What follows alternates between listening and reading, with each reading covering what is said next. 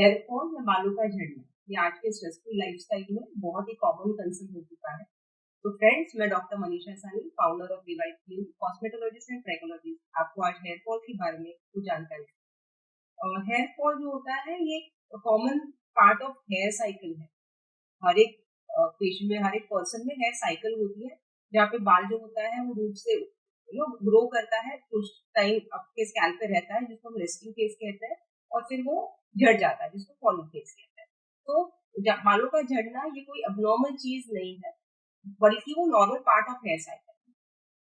तो अगर आपके 100 बाल झड़ रहे हैं और आप 100 बाल रीग्रो कर रहे हैं तो उसको नॉर्मल हेयर फॉल माना जाता है। लेकिन अगर आपके 10 बाल झड़ रहे हैं और आप 10 उसको रीग्रो नहीं कर रहे हो तो वो नॉर्मल हेयर फॉल नहीं है। तो इर्रिस्पेक्टिव ऑफ नंबर कम हो या ज्यादा हो, लेकिन आपको उसको ग्रो करना जरूरी होता है। तो आपको ये कैसे पता चलेगा? सबसे इंपॉर्टेंट चीज होती है आपका पोनीटेल का वॉल्यूम जो होता है वो धीरे धीरे कम होने लगता है। आपको खुद को पता चलेगा कि डेंसिटी जो है बालों की वो कम होने लगेगी। दूसरी बहुत इंपॉर्टेंट चीज होती है जो ऑब्जर्व करने के लिए इम्पोर्टेंट होती है, वो होती है रिसीडिंग ऑफ हेयर लाइन। मतलब जैसे मेल्स में स्पेसिफिकली आपकी जो हेयर लाइन होती है वो पीछे पीछे जाने लगती है, थिनिंग बढ़ जाती है, मतलब आपका स्कैल्प विजिबल हो जाता है। जैसे आपने अगर ऑयल लगा दिया या पानी में बाल आपके भीगे हुए हैं तो इमीडिएटली स्कैल्प जो होता है वो विजिबल होता है, तो उसका मतलब आपके बाल जो होते हैं वो पतले होते जा रहे हैं। तो ये दो कंडीशन है या ये दो ऑब्जर्वेशन होते हैं वो बहुत इंपॉर्टेंट है, जहाँ पे समझना है कि आपका हेयर फॉल जो होता है वो नॉर्मल नहीं है, डेफिनेटली जो नॉर्मल फेज में है जिसको ट्रीटमेंट की जरूरत है। तो जब भी आपको लगता है कि आपका हेयर फॉल बहुत एक्सेसिव हो रहा है, या फिर अगर आपकी डेंसिटी ग्रेजुअली कम होते जा रही है, थिनिंग हो रहा है, बालनेस दिख रहा है, तो भी आपको डेफिनेटली आपके डर्मेटोलॉजिस्ट को, आपके ट्राइकोलॉजिस्ट को कंसल्ट करना चाहिए। हेयर फॉल के बहुत वेरियस रीजंस होते हैं। न्यूट्रिशनल डेफिशिएंसी है, स्ट्रेस है, डैंड्रफ है, केमिकल यूजेस है, चेंज ऑफ वाटर है, हार्मोनल चेंजेस बहुत ही इंपॉर्टेंट रीजन होता है हेयर थिनिंग के लिए। जैसे फीमेल्स में पीसीओडी है, थायराइड है, मेल में जेनेटिक हिस्ट्रीज है जो आपके डीएचटी को ट्रिगर करके आपके बालों का जो थिनिंग होता है या बालों की मिनिचुराइजेशन प्रोसेस को ट्रिगर करता है। तो जब भी डॉक्टर आपकी पूरी हिस्ट्री लेके पूरा एनालिसिस करके डॉक्टर अंडरस्टैंड करते हैं कि आपको किस वजह से हेयर फॉल है, वो अकॉर्डिंगली आपको ट्रीटमेंट देना चाहते हैं। जो जेनेटिकली प्रोन बाल्डनेस होते हैं जिसको मेल पैटर्न बाल्डनेस या एंड्रोजेनेटिक एलोपेशिया कहते हैं, जिसमें डीएचटी की वजह से है, जो टेस्टोस्टेरोन का बाय प्रोडक्ट है डायट्रोटेस्टोस्टेरोन, उसके वजह से आपके बालों की रूट जो होती है वो धीरे धीरे धीरे वीक होना चालू होती है, तो जिसको हम बोलते हैं फॉलिकल मिनिएचराइजेशन। मतलब आपके जो फॉलिकल्स होते हैं वो डैमेज होना चालू हो जाता है, और एक लेवल पे जाके वो डैमेज इतना सीवियर होता है कि आपके फॉलिकल पूरी तरह से क्लोज हो जाते हैं, जहाँ पे कभी भी बाल वापस नहीं आते और कभी आपको हेयर ट्रांसप्लांट या ये सोल्यूशन के अलावा दूसरा कोई सोल्यूशन नहीं होता।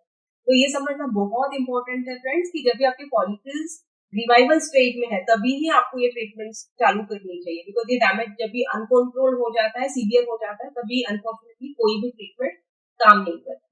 तभी जब भी हम हेयर फॉल के लिए ट्रीटमेंट कंसिडर करते हैं, पेशेंट जब भी आता है तो उसमें अलग अलग टाइप्स के ट्रीटमेंट होते हैं। पहले तो हिस्ट्री लेके एनालिसिस करके कि रीजन क्या है, रूट कॉज क्या है ट्रीटमेंट के लिए, पेशेंट हेयर फॉल के लिए वो अंडरस्टैंड करके उसके अकॉर्डिंगली ट्रीटमेंट दी जाती है। तो अगर इनिशियल लेवल का हेयर फॉल है just due to nutritional deficiencies है या केमिकल यूजेजेस की वजह से है, तो बायोटिन जैसे सप्लीमेंट्स है, मिनरल्स होते हैं, मल्टीविटामिन है, D3 है, जिंक है, तो ये सारे न्यूट्रिशनल सप्लीमेंट्स देते हैं।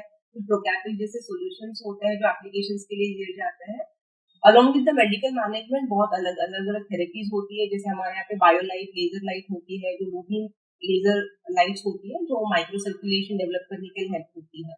उसके अलावा हेयर नीडो ट्रीटमेंट्स होती है जिसमें इलेक्ट्रोपोरेशन टेक्निक से कुछ प्रोटीन सीरम्स या पेप्टाइड जो होते हैं वो आपकी रूट्स में पेनिट्रेट किए जाते हैं, एंड जो आपको बल्क ऑफ नरिशमेंट देते हैं, आपका हेयर फॉल इमीडिएटली कंट्रोल होने में हेल्प करता है।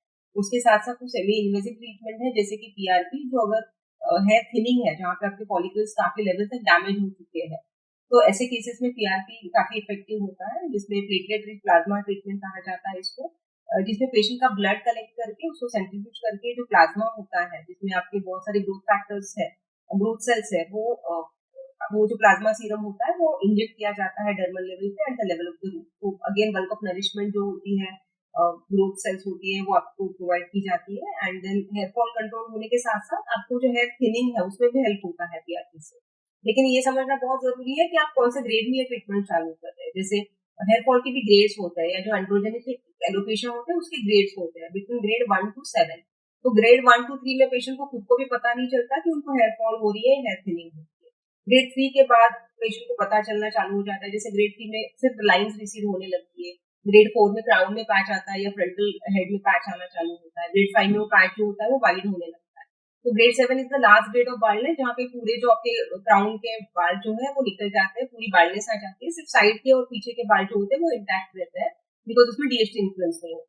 तो अगर आप ये ट्रीटमेंट जो है ग्रेड 3, ग्रेड 4, ग्रेड 5 में चालू करते हैं तो उसका डेफिनेटली आपको बेनिफिट मिलता है।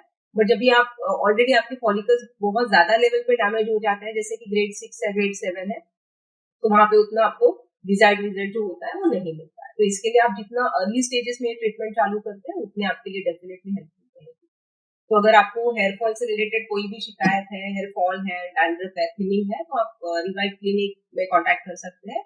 नीचे दिए गए नंबर पे आपको कॉल करना है और आपको अपॉइंटमेंट लेके आना है। Thank you.